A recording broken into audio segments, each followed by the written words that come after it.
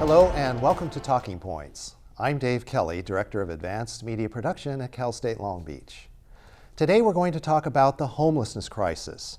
What causes homelessness? What are the effects of it? And most importantly, what can be done to help at least some of the homeless people get back up on their feet again? My guest today is Robert Probst. Mr. Probst is the Executive Director of the Long Beach Rescue Mission. Welcome, Robert, and thank you for joining us on Talking Points. Well, thank you, Dave. It's a pleasure to be here. I'm honored. Thank you. Well, thank you. I want to give you a chance to tell us a little bit about the Long Beach Rescue Mission here at the very beginning before we get into the main portion of the interview. So tell us about the rescue mission. How many beds do you have? What's the gender breakdown in terms of who's there, and what are a couple of the main programs that you offer? Okay, well, the Long Beach Rescue Mission is a place of healing and hope, serving the greater Long Beach community by improving the quality of life to the lost, the hurting, and the less fortunate, and by equipping them to be reconciled to God, self, family, and society. We have two facilities. We have a men's facility with 139 beds that are full every single night. We also have a women and children's facility with 52 beds that are full every single night. We have two main programs. We have a long-term program that's a year, followed up by a bridge program that helps people get back into the mainstream of society. And we also have a case management program, which is a 90-day transitional program. And as you also alluded to, you're a faith-based mission. And so are you affiliated with any particular church, or is it non-denominational? It's non-denominational, and people always ask, what's how come you guys are so successful? And I always say it's a foundation of our faith, and it's being of service. And those are really the two main ingredients for success, I believe.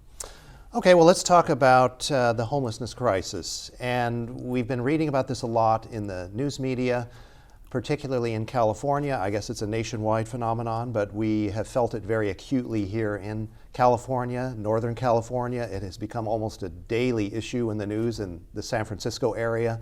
Here in Southern California, we read about it fairly often, about the homeless situation. I know that about a year or so ago, they estimated that there were something like 58,000 homeless people in Los Angeles County alone.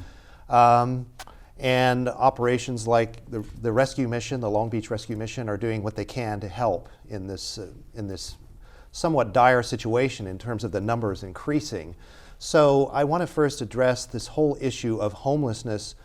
What is causing this rise or this increase in homelessness, or is it a variety of factors, and what would those factors be? Well, I call it the perfect storm for the situation. It's all these different things. It's housing, the cost of housing, unemployment, there's jobs out there, they just don't pay enough. The weather, people want to come to Southern California. Lately it's been a little rainy, but it's usually pretty sunny. The politics, the laws have changed.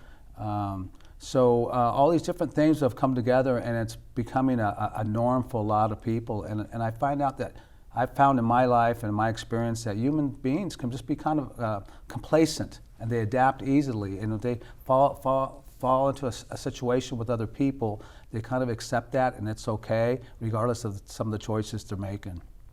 And what about the daily life of a typical homeless person? What is that daily life? What does it consist of? Yeah, and as some people think of a typical homeless person as somebody pushing a cart down the street, but that's really not the typical homeless person. There's a lot of people out there just struggling, trying to make ends meet, trying to figure it out. A lot of times they might be getting out of their car, walking down to a local provider where they might be able to get a meal, a glass of milk, a pastry, something to eat, and then go out and to the hustle bustle of trying to get things together and then come right back to that situation. There's families that are homeless that are living in cars where they don't want anybody to know they're homeless, and that's really a tough one. They'll get up, they'll go find a community shower, they'll get dressed, they'll drop their child off at school. The child goes to school and try to put on the persona that everything's okay. Mom and dad are just trying to get out there and do resources, so that type of homelessness. There's all this other type of homelessness where somebody's just heartbroken, gone through a really bad situation where a loved one might have passed away or something like that, and they feel like nobody really cares how they're feeling. They start doing bad choices or making bad decisions. They end up in a situation where they just given up. And then what happens is that the longer they feel that way and the longer they're out there on the street, the worse the situation gets and the worse they get mentally and physically, and it even creates even more. I want to talk about that for a moment in terms of what being homeless for an extended period does to one's psychological orientation to the world. If someone is already suffering from some sort of mental health issue, does being on the street exacerbate that condition and actually make things worse? Absolutely, it does. You know, it's a sense because what we see, most people see that the regular homeless person, like walking down the street, sitting on the corner, sitting on a bus step, hanging out in the park, that type of things. But when the sun goes down after dark, things get really, really rough out there. They can be very violent. Women get, attacked, beat up, abused, all this type of stuff, and it puts up a defense mechanism where they be mentally challenged. So it's to act like a fear of something to fear people off. Mm-hmm. To make people stay away from me. So, and that starts becoming a reality, So I do believe that takes the time.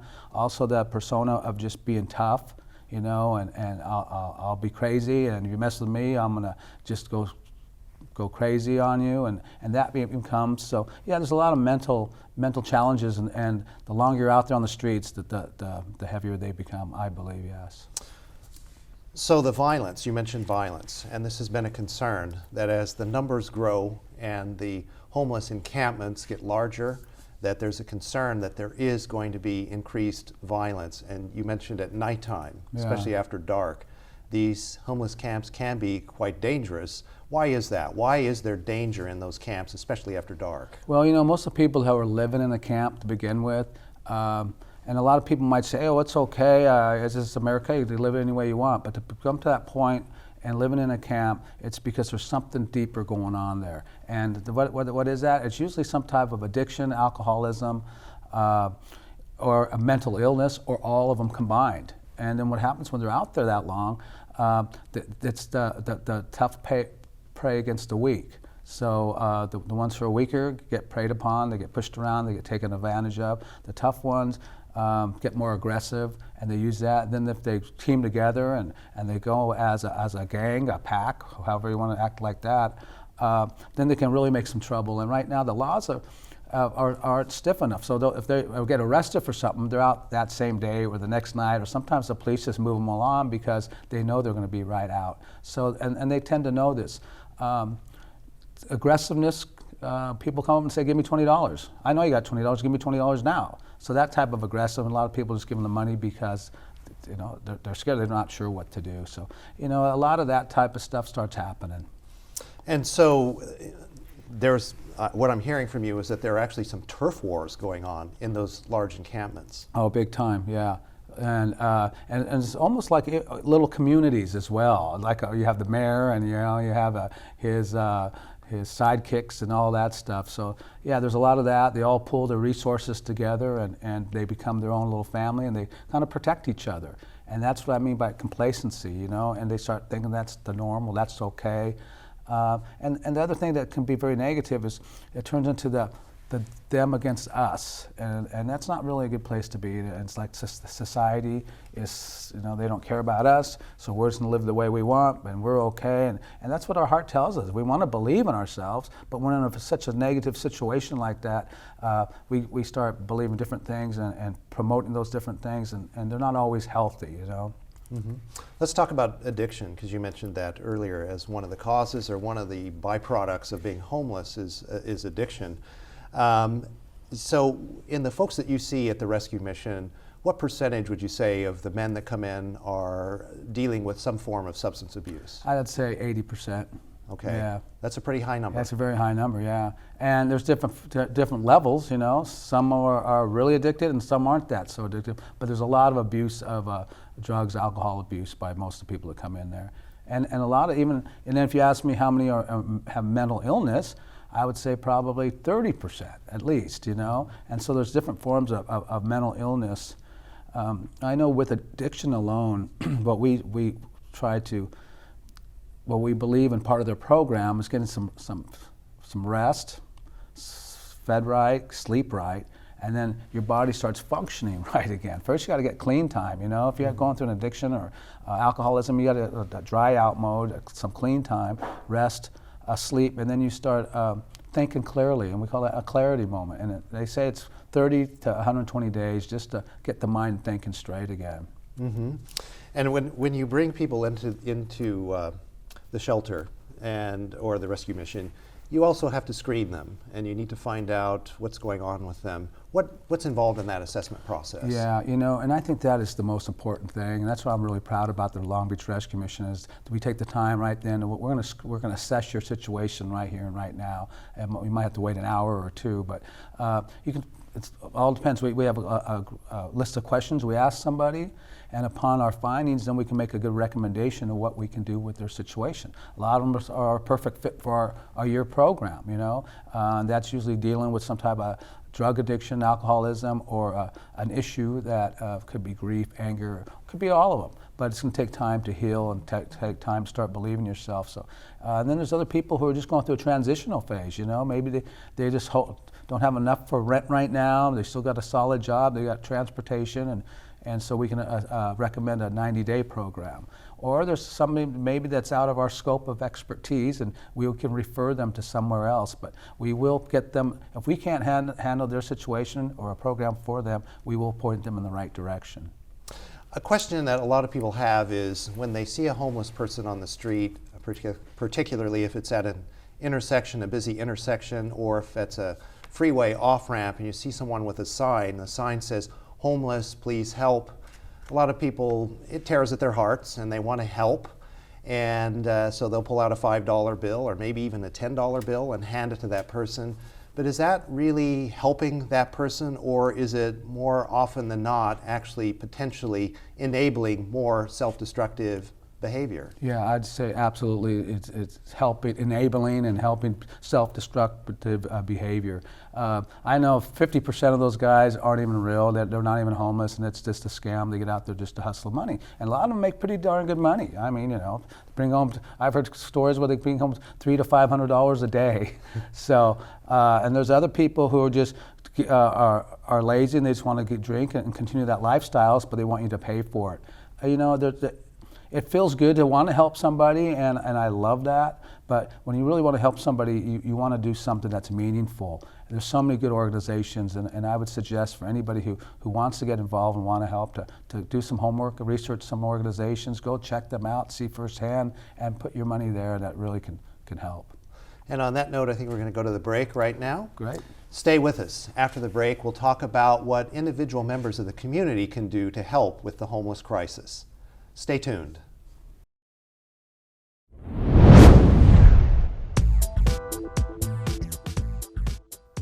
There are many challenges facing our cities today. What can we do? How can we afford it?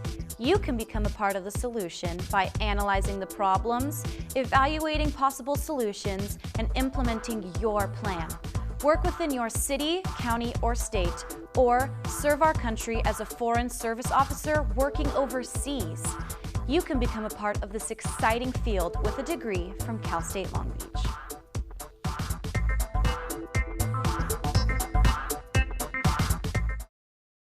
Welcome back to Talking Points. I'm Dave Kelly. My guest today is Robert Probst from the Long Beach Rescue Mission. Robert, before we went to the break, we were talking about a lot of different issues involved with the homeless crisis. I want to focus now on what you do at the Rescue Mission and what your role is in helping to get people back up onto their feet when they find themselves in these difficult circumstances. You had already indicated that about 80% of the men that you see are dealing with some form of substance abuse. In an earlier conversation we had, you said with the women it's probably about 65%, which would be almost 2/3. So there are a lot of issues there with substance abuse. So let's talk about that for a moment. When they come to your facility and you do the assessment and the screening, what are the things you're looking for? Obviously, substance abuse is one of those, but what are the other things that you're looking for? Well, you know, one of the things that people don't really realize is what we're looking for is the truth, you know? Somebody to be truthful and just lay it out there. And when somebody lays out everything going, we can really make a good recommendation and help them. And then when you look out for like how long they've been using, the amounts that they've been using, Do they need a detox? Can we bring them in right now? Are they going to be a danger coming down from withdrawals and things like that? We also look for mental health possibility, but we also look for issues that have happened in their life, maybe grieving, and so there's just a list of questions, and then once they come into our program, we can really make a personalized program for them and work on the issues that got them to the mission to begin with. So if it happens to be a substance abuse issue, do you have counselors that work with them, or what happens in those cases? Yeah, what we do first of all is we can't get anything done until you get some clean time, So we want to make sure we give them something real light. We have accountability partners. We give them some real structure. They get to bed. They at a certain time they get up, have meals, and have accountability. And we give them a little something around the mission to do. There's all kinds of stuff to do at the mission. It takes a lot to run it. So lots, like maybe wash pots and pans in the kitchen, Something real simple, just so they start getting some clean time back, start getting some rest. And then once once they're in that situation, then we can start really going to the issues that got them there. Robert, I want to ask you about the assessment process again, and when you're assessing a new resident that's coming into your facility, and if you determine that individual is suffering from some form of schizophrenia, and that schizophrenia along with paranoia may make them a danger to themselves as well as to other residents in the rescue mission, what do you do in that situation? Yeah, and just about everybody that comes in has a little paranoia.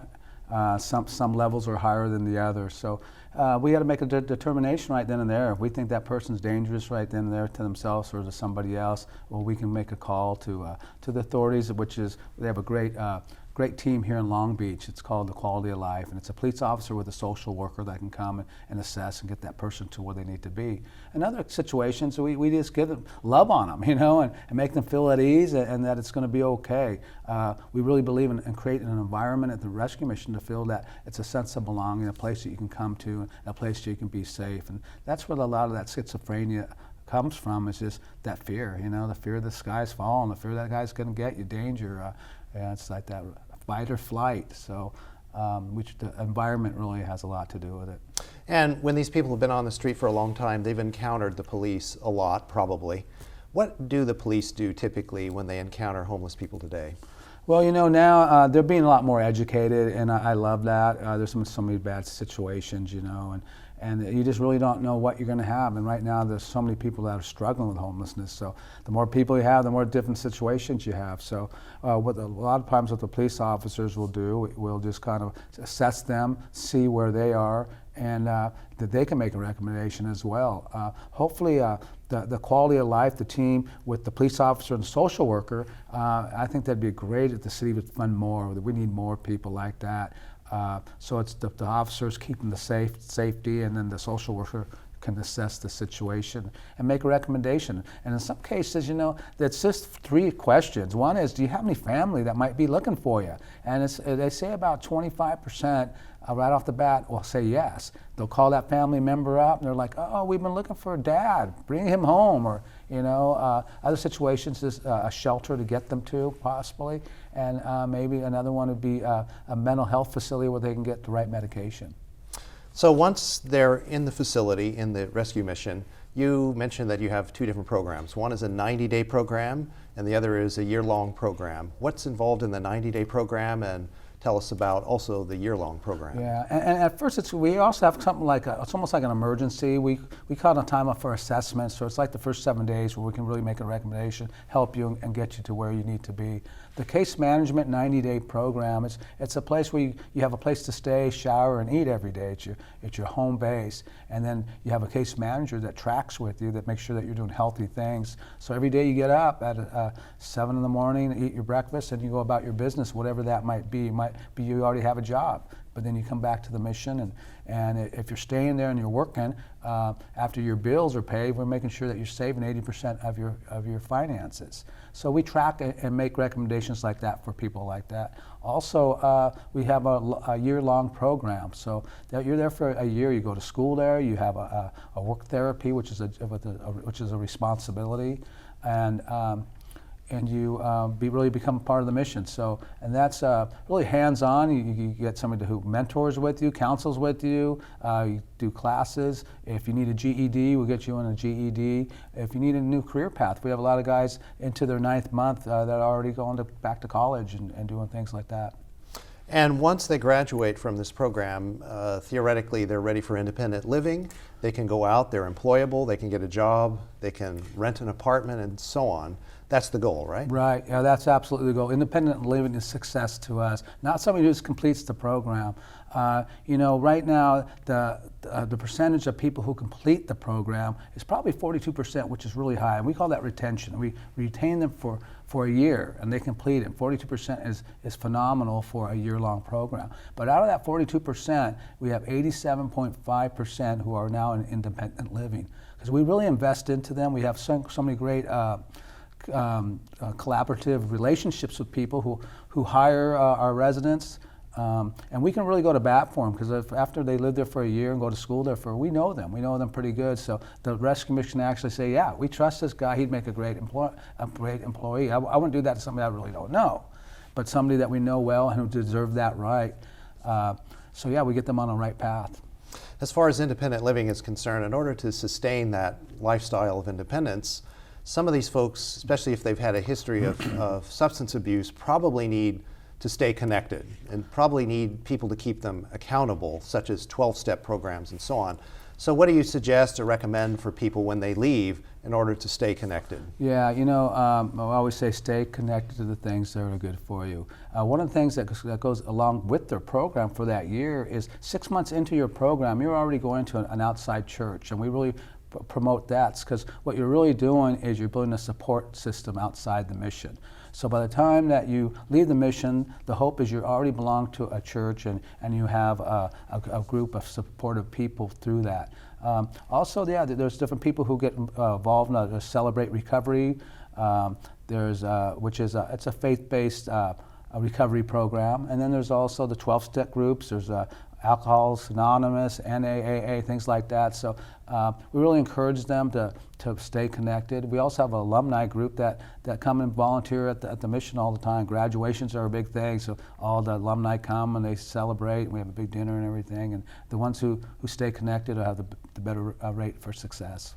I promised the viewers when we went to the break that we would talk about how individual members of the community who want to help and lend a helping hand can get involved. We're going to get to that in just a moment, but I wanted to first ask you, is there a program that you have that helps prevent homelessness, that engages the community? Yeah, well, we're working all the time, and we even work with a middle school that's next door, and they have an academy, a girls' academy, a boys' academy, and it's for young people who are struggling at home, and so it shows in their academics at school, and then that could be a good candidate for someone who becomes homeless. They kind of give up. They don't really have much of a foundation. So it's to help identify people in a younger age and help them get involved in service projects, mentorships. So we're really looking at that. We help with service projects. We have a lot of young people come and they do service projects, and something about coming to a mission and serving homeless people, whether it's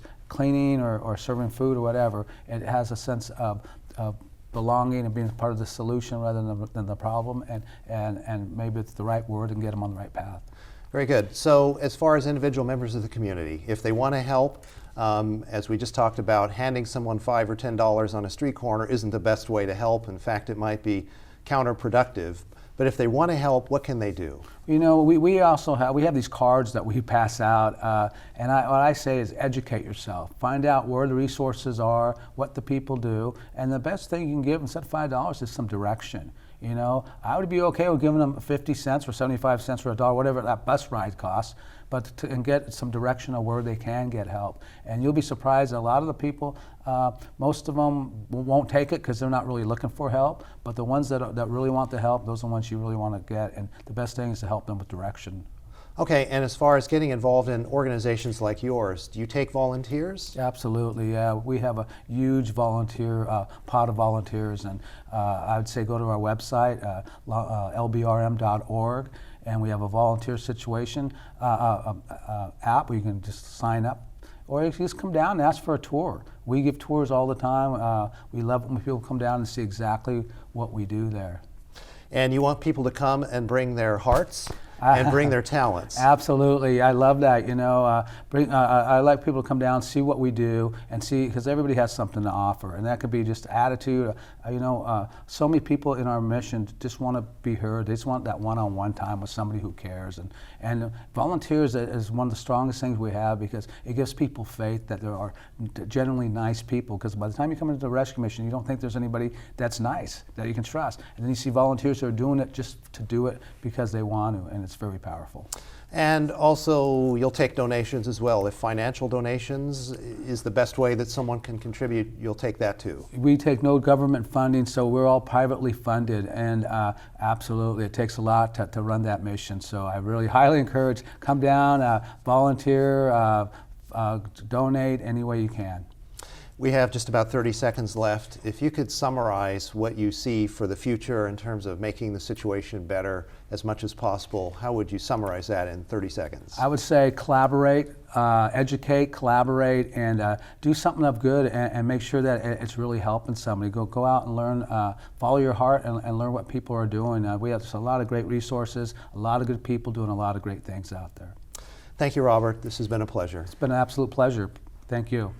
And thank you for joining us on this edition of Talking Points. Be sure to join us again soon for the next episode. Until then, I'm Dave Kelly. Have a nice day.